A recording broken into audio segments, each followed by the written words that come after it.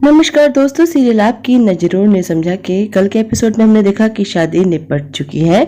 तो शादी की बात की रस्में चल रही हैं, जबकि हम देख रहे हैं कि दर्श का बिहेवियर बहुत ही अलग सा है। आज भी इसी तरह का बिहेवियर देखने को मिलेगा। अब जो रस्म होनी है उसमें थाल में दूध भर के उसमें एक अंगूठी छुपाई गई है, जिसे ढूंढना है दूल्हा दुल्हन को, और ये देखना है कि कौन पहले ढूंढता है। दर्श कहता है बहुत सिली सी रस्म है। बहुत जोर से वो उस थाल में हाथ डालता है, इतनी जोर से कि दूध उछल के नंदिनी के चेहरे पर आ जाता है। सब चौंक जाते हैं कि ये क्या कर रहा है। इसके बाद दर्श जल्दी से अंगूठी ढूंढ लेता है और कहता है कि ये लो, हो गई अंगूठी, ढूंढ दी मैंने, अब मैं जाऊं, खत्म हो गई ये रस्म। कितनी सिली है ये सारी रस्में। माँ चौंक जाती है, कहती है दर्श तूने ये क्या किया। बेचारी नंदिनी के पूरे चेहरे पर दूध के छींटे उछल गए हैं। नंदिनी हैरान रह जाती है। माँ बात को संभालते हुए कहती है कि नंदिनी, अब तुम्हें ही दर्श को संभालना है। ये इस तरह से चिड़चिड़ जब करता है जब ये बहुत थक जाता है। दर्श वहाँ से चला जाता है। गुंजन और शोभित की भी रस्म हो रही है। गुंजन अंगूठी ढूंढ लेती है और खुश होकर बोलती है अब तो घर में मेरी ही चलेगी। माँ एक पल के लिए देखकर हैरान रह जाती है उसका बिहेवियर, फिर कहती है कि हाँ हाँ तुम्हारी ही चलेगी। राजवी शोभित और गुण को कमरे में भेज देती है। पारुल भी नंदिनी को लेकर चली जाती है।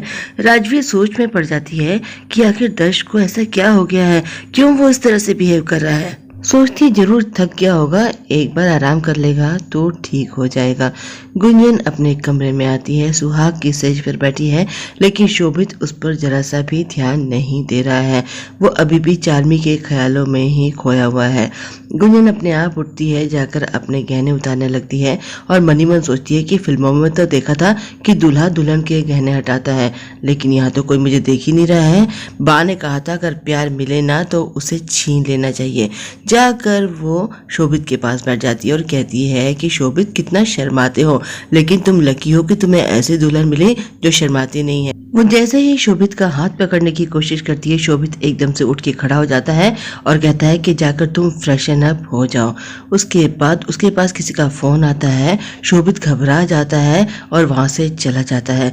गुंजन फ्रेशन अप होकर जब कमरे में वापस आती है तो शोभित वहां पर नहीं है। वो परेशान हो जाती है। इधर नंदिनी और दर्श भी अपने कमरे में है। दर्श खाना खा रहा है। नंदिनी कहती है कि आपको बहुत भूख लगी थी ना, और जब भूख लगती है ना तो चिड़चिड़ाहट तो आती है। और हमारी शादी की रस्में भी कैसे हैं, बेकार में सारा दिन दूल्हा दुल्हन को भूखा रखते हैं। अब ऐसे में बुरा हाल तो होगा ही ना। दर्श जवाब नहीं दे रहा है, खाता जा रहा है। कटोरी में अपना हाथ धोने लगता है। नंदिनी बेचारी अकेली ही बोली चली जा रही है, लेकिन दर्श की ओर से कोई रिस्पॉन्स नहीं मिल रहा है। दर्श कहता है कि तुम मुझसे बहुत प्यार करती हो, साबित कर सकती हो। नंदिनी कहती है कि हाँ कर सकती हूँ, बताइए क्या करना है। दर्श जिस कटोरी में हाथ धो रहा है उस गंदे पानी को देता है नंदिनी को और कहता है इसे पी जाओ, प्यार करती हो ना मुझसे तो साबित करो। नंदिनी चौंक जाती है, फिर हंसने लगती है। कहती है कि आप मजाक कर रहे थे ना, मैं तो पहले ही समझ गई थी कि आप मुझे ऐसे ही छेड़ रहे हैं, वरना कोई और होता ना तो सचमुच इसे पी जाता, लेकिन मैं बहुत होशियार हूँ। इधर शोभित भागा भागा जाता है चार्मी के कमरे में। उसे पता चल जाता है कि चार्मी भी वहीं पर है, तो देखता है कमरे में चार्मी बेहोश पड़ी है। वहां पर एक लेडी डॉक्टर मौजूद है। होटल वालों ने डॉक्टर को बुलाया है। वो बताती है कि इन्होंने स्लीपिंग पिल्स खा ली है, इस वक्त इनकी हालत काफी क्रिटिकल है। शोभित घबरा जाता है, उसे समझ में नहीं आता है कि वो क्या करे। वो जाकर चार्मी से मिलना चाहता है, लेकिन डॉक्टर उसे रोक देती है। नंदिनी देखती है कि कमरे में एक तोहफा रखा हुआ है, जाकर उठाती है तो देखती है ये एक पाटला यानी कि पटा है। कहती है आप मेरे लिए लाए ना, हमारी हाइट में इतना फर्क है, आप चाहते होंगे कि मैं इसके ऊपर खड़ी होकर आपके बराबरी में आ जाऊं। उसे लगता है कि दर्श नम्रता की वजह से अपसेट है।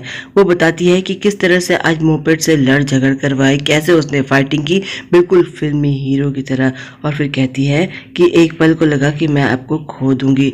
दर्श कहता है कि हाँ, अगर मुझे खो देती तो तुम्हारा सचमुच बहुत बड़ा नुकसान हो जाता ना।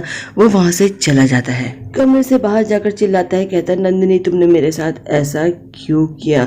उसे चार्मी की बात याद आती। चार्मी ने उसे बताया था कि नंदिनी ने राजवी के साथ एक डील की थी कि वो दर्श से शादी तभी करेगी जब गुंजन और शोभित की शादी होगी।